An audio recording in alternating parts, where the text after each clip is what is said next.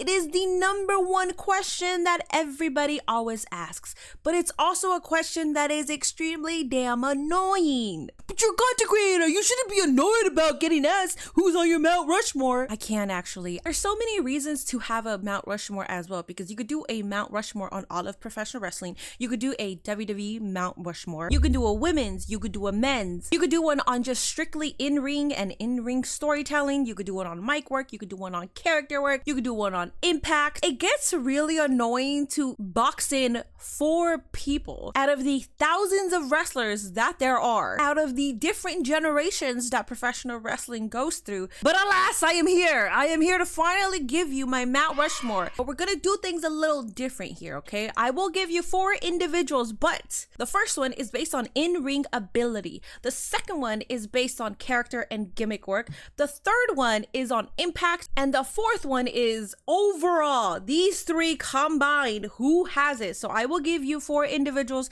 for each category. And believe me, I already know what the outcome will be, because every single time somebody asks who's on your Mount Rushmore, people still find a way to argue with your own Mount Rushmore. Even though they're asking who is on your Mount Rushmore, they will find a way to prove you wrong. So if you plan on doing that after this video, guess what? You will be talking to a wall. You will be talking to air. You will be talking to a set of eyes that is rolling so hard behind her head that at that point it's just a dark room, okay? I am not going to have an argument over who's on my Mount Rushmore and why I should have so-and-so on mine. I'm not doing that, okay? I already set the damn rules. I set the tone, so here we go. So the first person who is in my Mount Rushmore is based on just in-ring ability, how diverse they are, the kind of matches they've had, the ability to go head-to-head, toe-to-toe against anyone, whether they were smaller, bigger, greener, more seasoned. Basically, the ability to either carry a match or just have symbiosis with anybody in that ring. That person is no other than Kurt freaking Angle. I can talk about the matches he's had with Eddie Guerrero. He's had with Lord Voldemort. He's had classics with Shawn Michaels. Not only can this man be a technical master inside the ring, he could also be a high flyer. He can also just be a brawler. His match catalog says it all. Somebody to be so mixed with every single type of wrestling form there is, and to be perfect at every single one, that's a rarity. And that's why Kurt Angle is the GOAT when it comes to in-ring skills. Not to mention how easily he grabbed onto being a professional wrestler, because he did win an Olympic gold medal with a broken freaking neck. So yes, we knew that he could do amateur pro wrestling, but now he gets into this entertainment world of wrestling and he caught on to it very quickly. The next person that's going to be on my Mount Rushmore, we are focusing on character and mic work. Without character, without mic work, you can have a good storyline, you can have a good character, you can have a good promo that's being fed to you, but it's all about the delivery. These components are really important to make or break a superstar, because you could be good in the ring, but if you can't deliver on the mic, if your character isn't believable, we believe you in the ring, but then outside of the ring, your character isn't believable. This is a very crucial category for people, especially if you're talking about a Mount Rushmore. You're pretty much saying that this is the GOAT. This one was a toughie. I was going back and forth, and I think I've finally made my decision. So for this one, I have to give it to Kurt Angle. You can't tell me that this man did not go above and beyond, maybe pushing his persona even more. Every single time Vince gave him something to do, they probably pushed his limits so much, but yet he still delivered. And he has given us so many incredible moments. He has given us so many embarrassing moments, because you're not about to tell me that somebody with a gold medal is going to be talking about like bestiality. You're not going to tell us that he's blurring the lines with the whole like milk thing. It takes a very secure and talented person to be able to go in those kind of depths in your own persona, in your own catalog of what else can Vince McMahon throw at me to make myself a complete fool but still hold credibility, which is insane, because I don't think a lot of people could do that without losing credibility. I mean, even Cody Rhodes, him doing Stardust, I always appreciated because he cared about the character,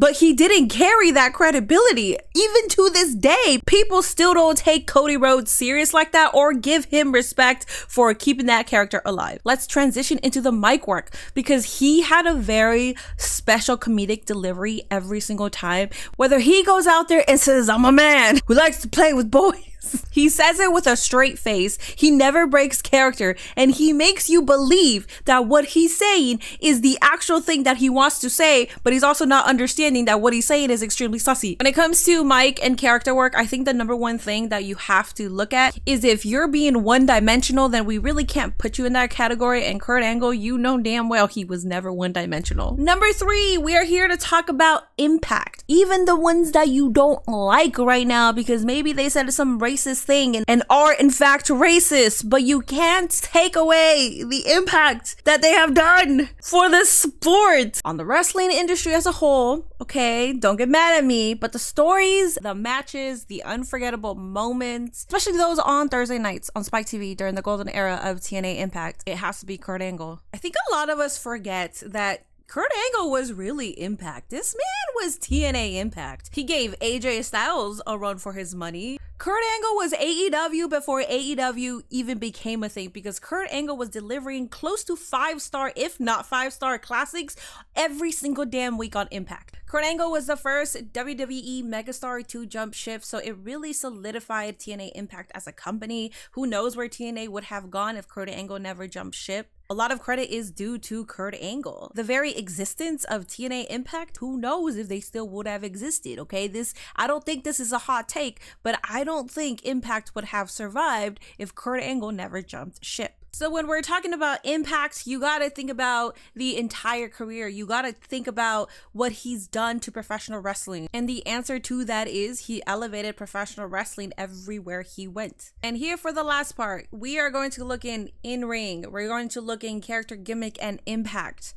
And this one was a tough decision as well. I don't think you guys are going to expect who I say, but I'm looking at everything and I did go back and rewatch some matches. I did go back and rewatch some of their promos. And I think the perfect person to fit the last category, because this would be the 4th individual and conclude my Mount Rushmore, I really think it has to be 2006 Kurt Angle. I think by then he already fully evolved into this killer, into this intense badass. WWE 2006 Kurt Angle was the most beloved aggressive babyface they had at that time. This was prime intensity, integrity, and intelligence. I just remember being so locked in, especially when he would come out with his gold medal and the World Heavyweight Championship. This was prime WWE Kurt Angle. Unfortunately, because of injury and a lot of the traveling he did with the WWE, he had to put himself first. Even though he was really loved by the fans at this time, he had to put himself first, and that's when he jumped to TNA Impact. I just remember Samoa Joe being in the ring and he was undefeated at this time. He was TNA champion and there's a debut and you immediately see the American singlet and you see this bald head. And of course, it was Kurt Angle, and then he comes out, attacks Samoa Joe. Then at TNA Genesis, he won the title and defeated Samoa Joe's streak. And then that's when he became the TNA champion. Because not only was he prime Angle in WWE that same year, he then transitioned into a different company, and that was the evolution. That was the beginning of peak Angle for the next years to come. 2007 through 2010, Kurt Angle in TNA. Come on, man. Even his WWE career, I think overall, he needs to be more in the conversation of just being a GOAT. Not just for in-ring. I feel like people just talk about his in-ring work, but they don't talk about how good of a character he is. They don't talk about his mic work. You can be a badass. You could be so intense and focused, and then you could go backstage and have a dumb little segment being as goofy as possible, but then you come in the ring and you're a total intense badass. And there you have it. Do not ask me this question anymore, and if you do, I'm going to ignore it respectfully because come on, man.